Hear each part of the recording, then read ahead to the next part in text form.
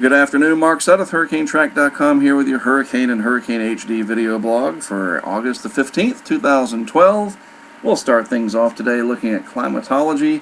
Here we are in the middle part of the month, and we expect to see an increase in an average year of activity between now and the middle part of October. This is that peak time, that 60-day time frame where we expect to see a significant increase in tropical storm and hurricane formation frequency and intensity.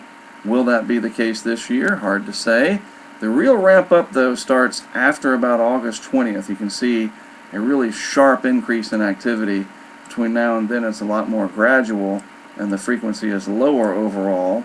So even though things are really calm out there now, relatively speaking, and they are, normally it doesn't really start to change until the latter few days of August.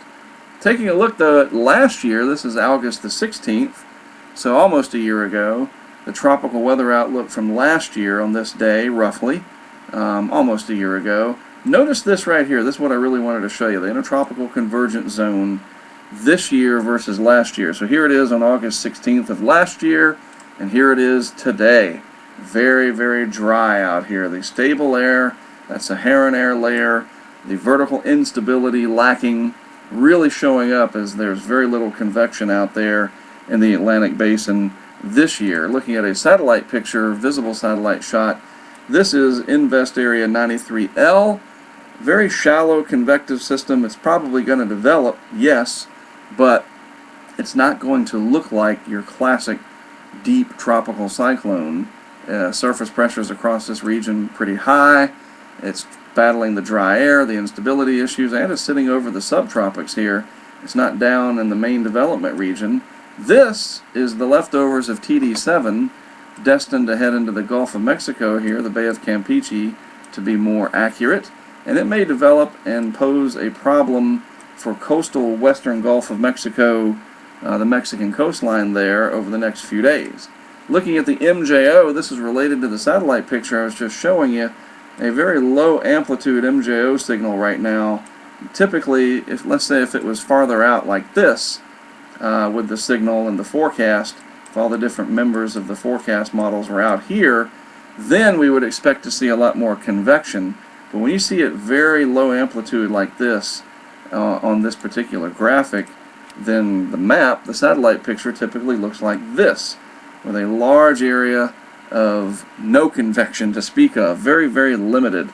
So if this changes as we go through the season, and we see it come out and become much more amplified out here, then I'll show you how that contrast is to what we're seeing now, where it's just very dry out there overall. So the Madden-Julian oscillation, the enhanced convection across the tropics, not really a factor as of now.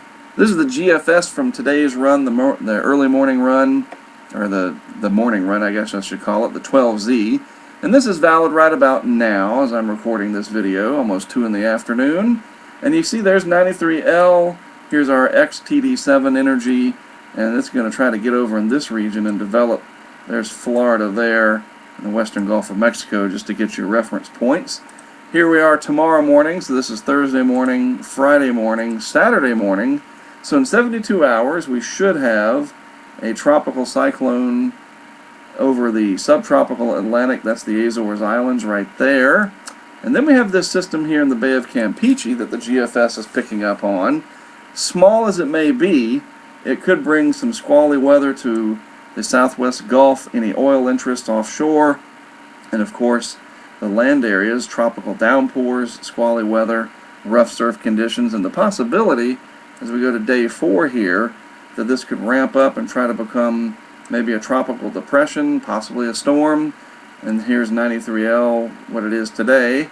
93L maybe developing into, who knows, Gordon, tropical storm Gordon as it heads towards the Azores Islands right there. Then at day 5, August the 20th at 8 o'clock in the morning Eastern Time, Western Gulf pretty unsettled with this system.